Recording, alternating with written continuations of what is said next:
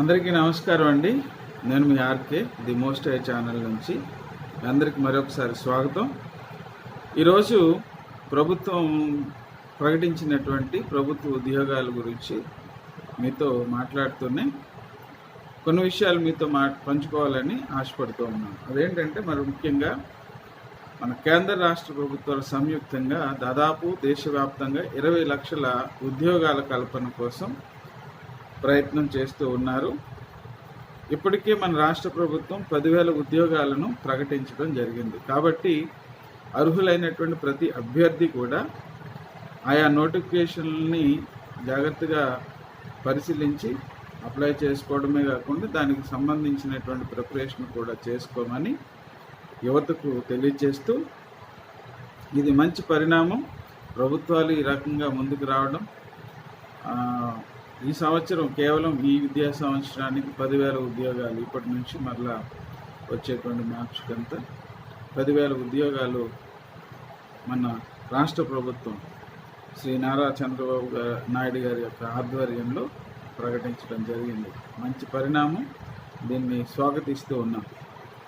అలాగనే మరి 10,000 ఉద్యోగాలు ఏమాత్రం సరిపోతాయండి?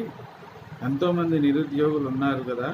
అంటే మన రాష్ట్రంలోనే కాదు, మన దేశవ్యాప్తంగానే నిరుద్యోగం ఉన్నది. ఇది అందరికీ తెలిసిన విషయమే. కాబట్టి ఇది ఇచ్చింది 10,000, ఇది తక్కువ, ఇవన్నీ కాకుండా ఉన్న అవకాశాలని అందిపుచ్చుకోవడానికి ప్రయత్నం చేయండి. విమర్శించడం అనేది చాలా సులువైన పని. ప్రతిదాన్ని భూతత్వంలో చూస్తే అన్నీ విమర్శించవచ్చు. విమర్శించడం కాదు, ఏదైనా ఒక మంచి పని జరుగుతూ ఉన్నప్పుడు, ఎవరైనా ఒక మంచి పనికి పూనుకున్నప్పుడు దాన్ని స్వాగతించాలి. అది మన ఉద్వత్ ధర్మం. ప్రతి ఒక్కరూ కూడా అది చేయాల్సిన పని. కనుక ఈ సందర్భంగా రాష్ట్ర ప్రభుత్వానికి కృతజ్ఞతలు తెలియజేస్తూ, యువత పట్ల, ఈ రాష్ట్ర ప్రజల పట్ల ప్రభుత్వం, అలాగే ప్రభుత్వంలో ఉన్నటువంటి పెద్దలు కనపరుస్తున్నటువంటి చక్కని బాధ్యతాయుతమైనటువంటి ఈ చర్యల్ని అభినందిస్తూనే, మరి మిగిలినటువంటి యువత ఏం చేయాలి, మరి వాళ్ళకి ఉపాధి ఎలాగ? మరి 10,000 మందికి వస్తే మరి మిగిలిన వాళ్ళ పరిస్థితి ఏంటంటే, అన్నీ ఒక్క సంవత్సరంలోనే కావు కాబట్టి నెమ్మదిగా వారు అడుగులేస్తూ ఉన్నారు. ఖచ్చితంగా మంచి మార్గం వైపు మన ప్రభుత్వాలు, మన పాలకులు మనల్ని నడిపిస్తారని ఆశిద్దాం, అది ఎవరైనా సరే. కనుక ఈ సందర్భంగా నేను కొంతమంది సోషల్ మీడియా మిత్రులకి, లేదంటే సహోదరులకి చెప్పేది ఏంటంటే, చాలామంది మనకు తెలిసి ప్రతి పార్టీకి కొన్ని సోషల్ మీడియా గ్రూప్స్ ఉన్నాయి. ఆయా సోషల్ మీడియా గ్రూప్స్ ఆయా పార్టీలకు అనుకూలంగాను ఇతర పార్టీలని దూషించడమో లేదంటే విమర్శించడమో జరుగుతూ ఉంది. రాజకీయాల్లో ప్రతి విమర్శ అనేది మంచి విషయమే, అది ఉండాలి కూడా. కానీ ఇతరుల్ని అగౌరవపరిచే విధంగా దయచేసి ఎవరు మాట్లాడకండి. నేను చాలా వీడియోస్ వింటూ ఉన్నప్పుడు బాధ కలిగిస్తూ ఉంది. చాలామంది వక్తలు, సోషల్ మీడియా రన్ చేస్తున్నటువంటి, యూట్యూబ్ ఛానల్స్ రన్ చేస్తున్నటువంటి మిత్రులు కొన్నిసార్లు ఏకవచనాలతో మన నాయకులను మాట్లాడడం కానీ, ఎవరిని పడితే వాళ్ళని మాట్లాడడం కానీ జరుగుతుంది. అది మంచి పద్ధతి కాదు. జగన్మోహన్ రెడ్డి గారిని అయినా సరే, అది నారా చంద్రబాబు నాయుడు గారిని అయినా సరే, లోకేష్ గారిని అయినా సరే, అది ఎవరినైనా సరే, వాళ్ళు కష్టపడకుండా, ఆ నాయకత్వ లక్షణాలు లేకుండా ఆ స్థితికి ఎవరు రాలేరండి. ఏమండి, మనము ఒక 10 మందిని పోగేసుకోవాలంటే, మన వెనకాల ఒక 10 మంది రావాలంటే ప్రయత్నం చేయండి. ఒక సామాన్యుడికి అది ఎంత కష్టమో.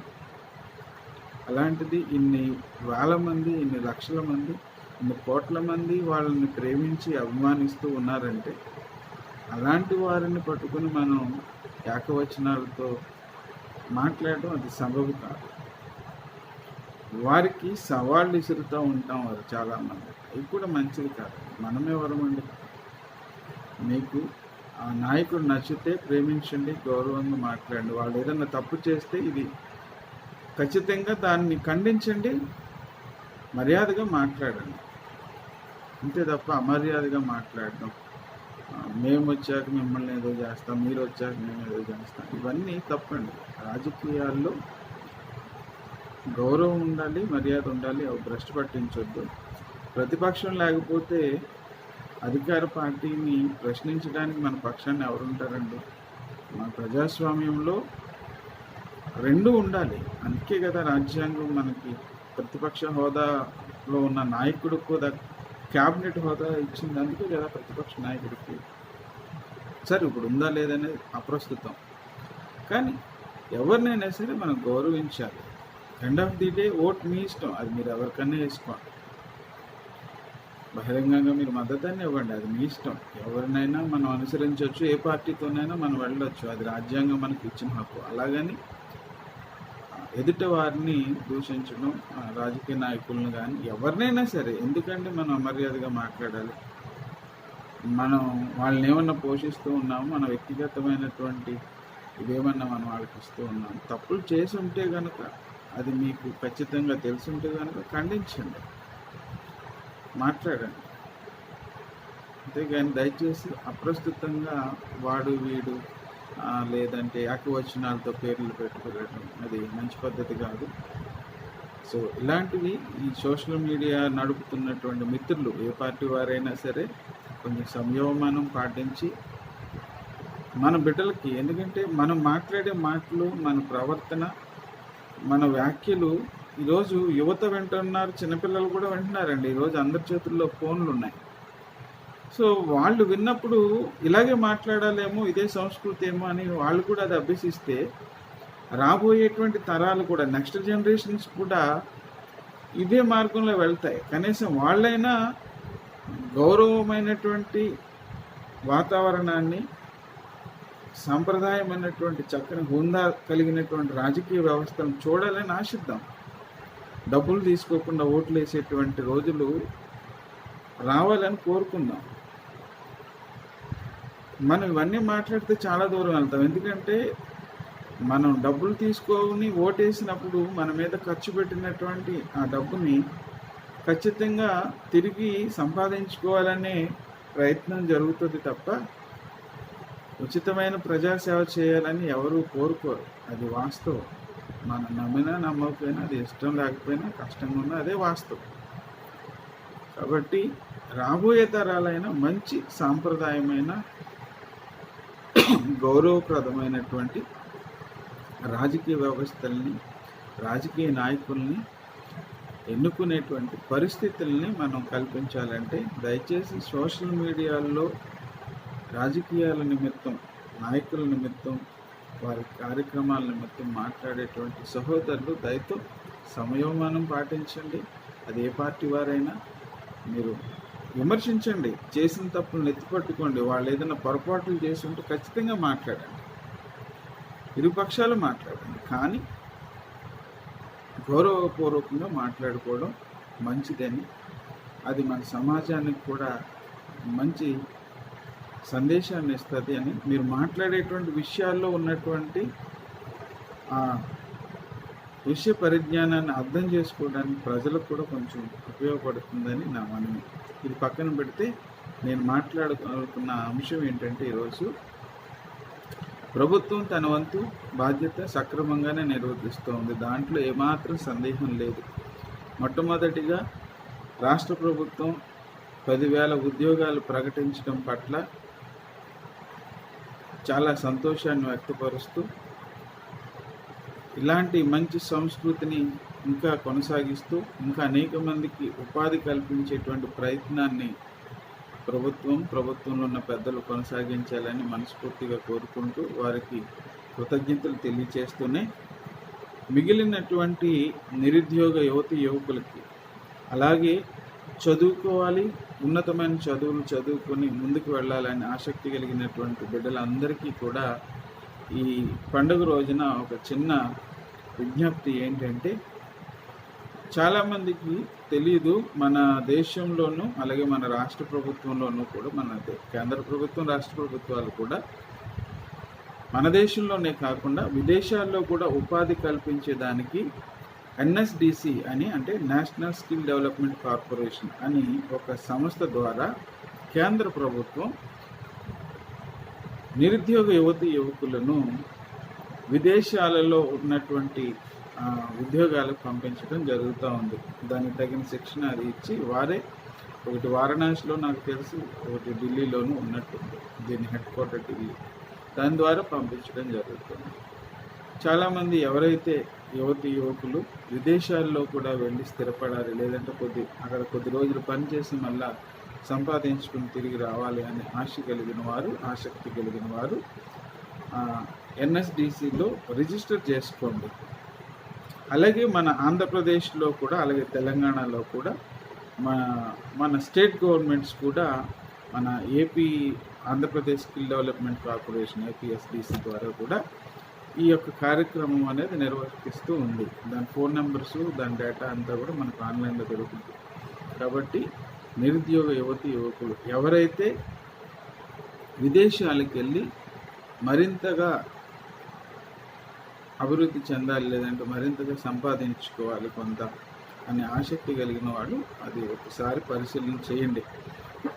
ఎంతసేపు మన దేశంలోనే, మన రాష్ట్రంలోనే, ఇక్కడ మన ఇంటి పక్కనే ఉద్యోగం కావాలి అనే కన్నా అందరికీ ఇక్కడే ఉద్యోగాలు దొరకాలన్నా అది అసాధ్యం. మీకు తెలుసు, మన అందరికీ తెలుసు. ఎందుకంటే మన భారతదేశంలో నిరుద్యోగం చాలా అత్యధికంగా ఉంది, ఉపాధి అవకాశాలు తక్కువగా ఉన్నాయి. ఉన్నంతలోనే కేంద్ర రాష్ట్ర ప్రభుత్వాలు రెండూ కూడా అనేక సంవత్సరాలుగా ప్రయత్నాలు చేస్తూనే ఉన్నాయి. అవకాశం ఉన్న ప్రతిసారి నోటిఫికేషన్ ఇస్తూనే ఉన్నాయి, అవకాశం ఉన్న ప్రతిసారి రిక్రూట్మెంట్ చేస్తూనే ఉన్నాయి.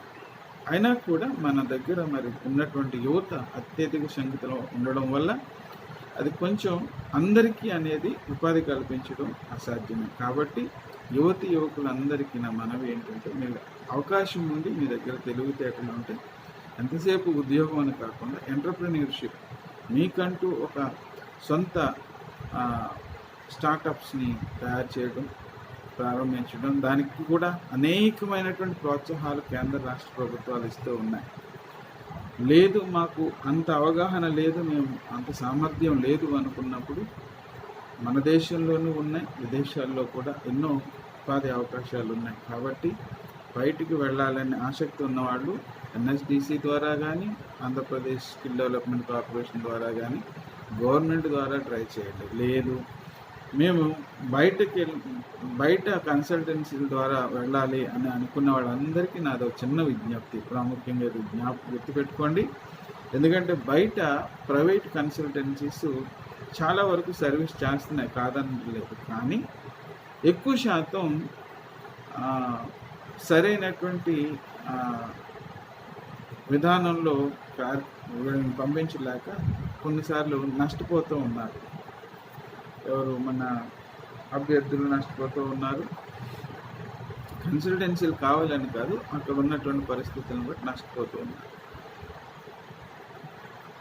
దాదాపు బయటకు వెళ్ళాలంటే నాకున్నటువంటి నాలెడ్జ్లో, నాకు తెలిసినటువంటి ఇన్ఫర్మేషన్ నేను అనుకునేది ఏంటంటే, ఈరోజు యూరోప్లో చాలా అవకాశాలు ఉన్నాయి, ఉద్యోగ అవకాశాలు యువతకు ముఖ్యంగా. అయితే దాన్ని ఆధారం చేసుకుని చాలామంది కన్సల్టెన్సీస్ ఏంటంటే మినిమం 3 లక్షల నుంచి 6 లక్షలు, 8 లక్షలు అలాగే ఛార్జ్ చేస్తున్నారని నాకు తెలిసింది. నా దగ్గర చాలామంది వచ్చారు, ఆ విధంగా వచ్చి ఇలా ఎంత కట్టామండి, నష్టపోయామ్మ, పని అవ్వలేదు. అయితే దాని వెనకాల కారణాలు ఏవైనా అలాంటి వారందరికీ నేను ఒక మనవి, ఎవరైతే విదేశాలకు వెళ్ళి పని చేసుకోవాలి అంటే ఉద్యోగం సంపాదించుకొని ఉద్యోగం చేసుకోవాలి అంటారో, అలాంటి ఆలోచన కలిగి ఉన్నారో వాళ్ళందరికీ పండగ పూట ఒక చిన్న విజ్ఞప్తి ఏంటంటే, ఒక చిన్న అవకాశం ఏమంటే, ఎవరైతే విదేశాల్లో వెళ్ళి స్థిరపడాలనుకుంటున్నారో చదువుకున్న యువకులు కానీ, లేదు కనీసం 12వ తరగతి 10వ తరగతి పాస్ అయ్యి ఏదైనా పాలిటెక్నికో లేదంటే ప్రొఫెషనల్ కోర్స్ ఏదైనా నేర్చుకుని ఉన్నవాళ్ళు, లేదంటే కనీసం 12వ తరగతి చదువుకున్న వాళ్ళు, అక్కడి నుంచి ఎవరైనా సరే కనీసం 12వ తరగతి లేదంటే 10 తర్వాత పాలిటెక్నిక్ చేసి ఎంతో కొంత అనుభవం ఉన్నవాళ్ళు, 18 నుంచి 35 సంవత్సరాల లోపు ఉన్నవాళ్ళు ఎవరైనా ఆసక్తి కలిగి ఉంటే కనుక అట్లాంటి వారందరికీ కూడా నా సలహా, నా యొక్క మాట ఏంటి అంటే, మీరు అలాంటి వారు ఎవరైనా ఉంటే దయచేసి కన్సల్టెన్సీలు, మీకు ఎవరైనా నమ్మకమైన వాళ్ళు, తెలిసిన వాళ్ళు, ఇంతకుముందు వెళ్ళిన వారు ఉంటే తప్పు లేదు, వెళ్ళండి. కానీ కన్సల్టెన్సీలకు వెళ్ళి 3 లక్షలు 5 లక్షలు అలా కట్టి మీ డబ్బులు పాడు చేసుకోకండి. ఎందుకంటే వాళ్ళు కన్సల్టెన్సీ వాళ్ళు తినేది ఉండదు, దానికి చాలా ఖర్చులు అవుతాయి, ఇంటర్నల్ ప్రాసెస్ చాలా ఉంటుంది, వాళ్ళు తిరగాలి కదా. సరే, ఏదేమైనా అలాంటి వారికి నా మనవి ఏంటంటే, దయచేసి మీరు అంతంత డబ్బులు పెట్టి మీరు నష్టపోయి బాధపడకుండా 12వ తరగతి పాస్ అయిన వారు కానీ, 10వ తరగతితో పాటు పాలిటెక్నిక్ కానీ ఏదైనటువంటి స్కిల్ సర్టిఫికేట్ కోర్స్ చేస్తున్న వాళ్ళు, మగవారు కానీ ఆడవాళ్ళు కానీ, అలాగే ప్రొఫెషనల్స్, నర్సింగ్, బీఎస్సీ నర్సింగ్ కానీ, జిఎన్ఎం కానీ, రిజిస్టర్ నర్సింగ్ సర్టిఫికేట్స్ ఉన్నవాళ్ళు కానీ, అలాగే technical works like plumbers, fitters, masons, ఇలాగా ఏదైనా స్కిల్డ్ వర్క్ వచ్చిన వాళ్ళు, బేసిక్ ఇంగ్లీష్ నాలెడ్జ్ ఉన్నవాళ్ళు, బేసిక్ ఇంగ్లీష్ ఫ్లూయెన్సీ బేసిక్ ఉన్నవాళ్ళు ఎవరైనా ఉంటే కనుక, ప్రొఫెషనల్స్ అయినా సరే, బీటెక్ కంప్లీట్ చేసిన వాళ్ళు ఎవరైనా సరే, యూరోప్ కానీ, అలాగే ఆస్ట్రేలియా కానీ, న్యూజిలాండ్ కానీ, రిమైనింగ్ ఆఫ్రికన్ కంట్రీస్లో కూడా మంచి అవకాశాలు ఉన్నాయి ప్రపంచవ్యాప్తంగా. ఇర్రెస్పెక్టివ్ ఆఫ్ గల్ఫ్ కంట్రీస్ మాత్రం నేను చేయనండి, నాకు తెలీదు. గల్ఫ్ తప్ప మిగిలినటువంటి అన్ని దేశాలలో చాలా ఉద్యోగ ఉపాధి అవకాశాలు అయితే మన యువతకి ఉన్నాయి. కాబట్టి అలాంటి ఆసక్తి ఉన్నవారు ఎవరైనా సరే మమ్మల్ని సంప్రదించండి, ఖచ్చితంగా మేము సహాయం చేస్తాం. అలాగని మీ దగ్గర ఏమి లక్షలు కోట్లు డబ్బులు ఏమి కట్టించుకోవాలి, మాకు అవసరం లేదు కూడా. ఖచ్చితంగా ఆసక్తి ఉండి ఇప్పుడే వచ్చే వారం మమ్మల్ని పంపించేయండి, వచ్చే నెలలో మేము వెళ్ళిపోవాలండి, 3 నెలల్లో మాకు వీసాలు వచ్చేసి మాకు ఉద్యోగం వచ్చేయాలండి, మాకు లక్షల్లో జీతాలు వచ్చేయాలండి, ఇలాంటి ఆలోచనలు, అలాంటి ఉద్దేశాలు ఉన్నవాడు దయచేసి మానేయండి. ఇలాంటి కార్యక్రమాలు పెట్టుకోకండి. ఎందుకంటే మీరు విదేశాలకు వెళ్ళి స్థిరపడాలన్నా, ఒక ఉద్యోగం సంపాదించి న్యాయంగా ఏ ఇబ్బంది లేకుండా మీరు పని చేసుకోవాలన్నా కనీసం 6 నెలల నుంచి సంవత్సరం పాటు పడుతుందండి ఏ దేశం వెళ్ళాలన్నా. కాబట్టి మీరు 1 సంవత్సర కాలం, మీరు వచ్చే సంవత్సరం అంటే 2027లో మీరు ఉద్యోగం కావాలి, నేను బయటకు వెళ్ళాలి అనుకుంటే మీరు ఈ సంవత్సరం ప్లాన్ చేసుకోవాలి. అంటే 1 ఇయర్ ముందైనా అట్లీస్ట్ మీరు ప్రిపరేషన్ చేసుకుంటే మీకు ఆ ఉద్యోగం దొరకడం, లేదంటే ఆ వీసా ప్రాసెస్ చేసుకోవడానికి ఇవన్నీ కూడా చక్కగా సరిపోతాయి. అంతేగాని అప్పటికప్పుడే వచ్చి నేను ఎక్కడో ఏదో ఒక 2 లక్షలు తెచ్చుకుంటానండి, ఒక 1,00,000 రూపాయలు ఉన్నాయి నా దగ్గర, నేను వెళ్ళిపోతాను, నాకు 1,00,000 రూపాయలు జీతం వచ్చేసి చూసేసి నాకు వారం రోజుల్లో పంపించేయండి, 4 రోజుల్లో పంపించేయండి, 3 నెలల్లో పంపించేయండి, నేను ఒక 5 లక్షలు ఇస్తానని నువ్వు 5 కాదు 10 లక్షలు ఉన్నా అది జరగదు. అలా జరుగుతుంది అంటే కనుక అది అబద్ధం, మీరు మోసపోతున్నారని అర్థం. కాబట్టి నా మనవి ఏంటంటే, మీకు ఎవరికైనా బయటికి వెళ్ళాలి అనుకుంటే మీరు వచ్చే సంవత్సరం మీకు నచ్చిన దేశంలో, యూరోపియన్ కంట్రీస్ కానివ్వండి, న్యూజిలాండ్ కానివ్వండి, ఆస్ట్రేలియా కానివ్వండి, కెనడా కానివ్వండి, మీకు నచ్చిన దేశంలో మీరు పని చేసుకోవాలి, 4 రూపాయలు సంపాదించుకుని మీ కుటుంబానికి ఆసరాగా ఉండాలి అని నిరుద్యోగ యువకులు ఎవరైతే ఉన్నారో, అది కూడా విదేశాల్లో పనిచేయాలని ఆసక్తి కలిగిన వాళ్ళు, ఊరికే ఏదో డబ్బు ఆసక్తి కలిగిన వాళ్ళు ఎవరో ఉన్నారు, అటు వాళ్ళు మమ్మల్ని సంప్రదించండి, నన్ను సంప్రదించండి. డిస్క్రిప్షన్లో నా నెంబర్ ఉంటుంది, వాట్సాప్ చేయండి, ఫోన్లు కట్ చేయకండి, మీరు వాట్సాప్ చేయండి. దానికి ఏం ఖర్చు అవుతుంది, ఎంత అవుతుంది, దానికి ఎలా చేయాలి, అవన్నీ కూడా నేను మీకు వివరాలు రేపటి వీడియోలో ఖచ్చితంగా పెడతాను. ఎందుకంటే ఇప్పుడు లెంగ్తీ అయిపోతుంది. రేపు ఖచ్చితంగా దీన్ని రెండో భాగం కింద మీకు రేపు పెడతాను, దాని కొనసాగింపు.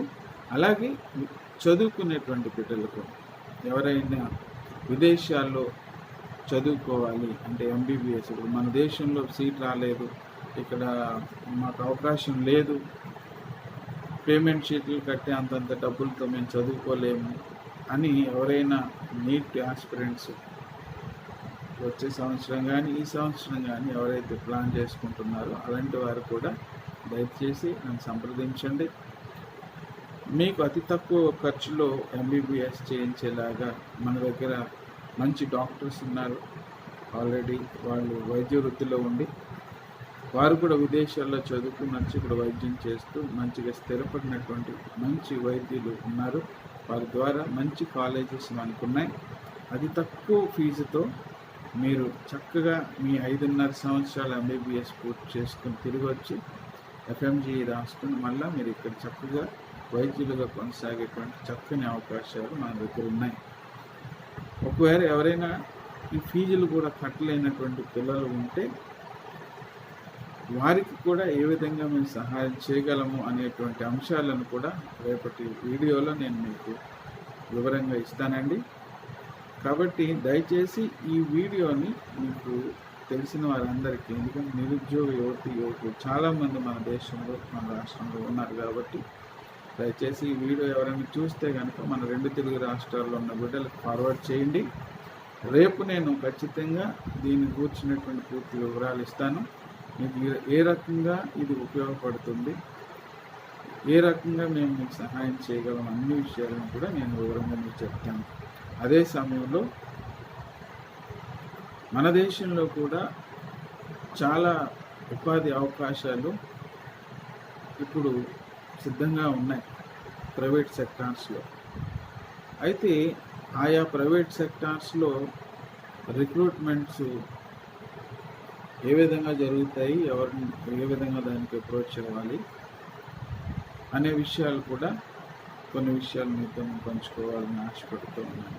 ఎందుకంటే అందరికీ ప్రభుత్వ ఉద్యోగాలే కావాలంటే ఖచ్చితంగా అది అవే పని కాదు, మన అందరికీ తెలుసు. కాబట్టి యువత నిస్తేజంగాను నిశ్చేష్టులుగాను ఉండిపోక ఎక్కడ అవకాశం ఉంటే ఆ అవకాశాన్ని వాడుకుని ముందుకు వెళ్ళిపోవాలని వారందరికీ నేను మనవి చేస్తూ, ఎందుకంటే జీవితం ఏది మన కోసం ఆగదండి, నిరంతరం అది కొనసాగుతూనే ఉంటుంది. కాలం మన జీవితం కూడా కాలంతో పాటు పరిగెట్టాలి తప్ప మన కోసం సమయం వస్తుందని అలా కూర్చుండిపోతే ఏది జరగదు. కాబట్టి ఏ అవకాశం ఉంటే ఆ అవకాశం ద్వారా ముందుకెళ్ళిపోయి అక్కడి నుంచి మనం మన యొక్క కళలని మన ఆలోచనని కట్టుకోవాలి తప్ప అలాగే ఉండిపోతే ఏది మన కోసం ఆగదండి. కాబట్టి దయచేసి ఈ విషయాన్ని యువకులు గుర్తుపెట్టుకోండి. ఎవరైనా పెద్దవారు కానీ లేదంటే యువకులు కానీ యువతులు కానీ ఎవరైనా సరే ఈ వీడియోని చూసినప్పుడు ఖచ్చితంగా దాన్ని అవసరం ఉన్న వాళ్ళకి కొంచెం షేర్ చేయండి, సబ్స్క్రైబ్ చేయండి అని నేను అడగను. ఎందుకంటే ఇవి ఏమో ఇది లైక్ల కోసమో లేదా ఏదో యూట్యూబ్లో వస్తే ఎవరో డబ్బులు వస్తాయంటే ఏంటో నాకు తెలియదు, వాటి కోసం నేను చేయట్లేదు. కానీ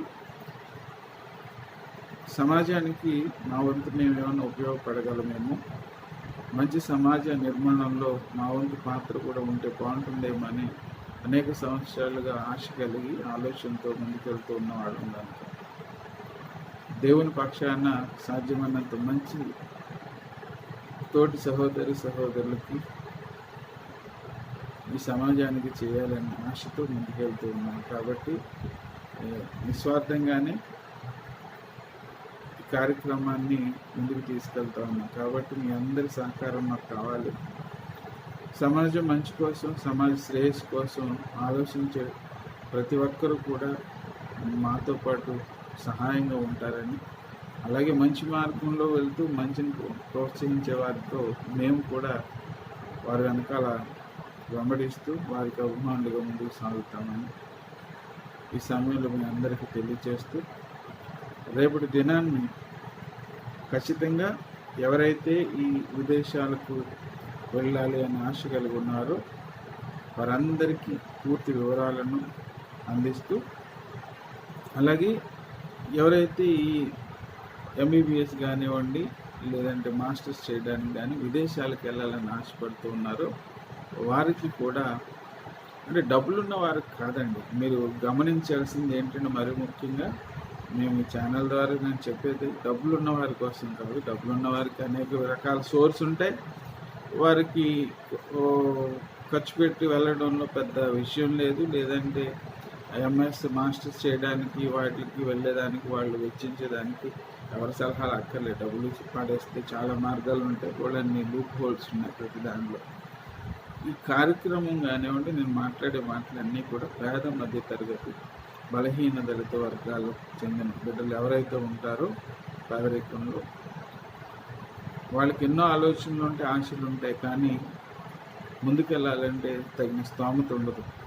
అలాంటి వారి కోసం నేను ఈ వీడియో చేస్తూ ఉన్నాను. కాబట్టి దయచేసి అవసరతలో ఉన్న వాళ్ళు ఎవరైతే ఉంటారో వాళ్ళకి వీడియోని షేర్ చేయవలసిందిగా ప్రార్థిస్తూ మీ అందరికీ సెలవు.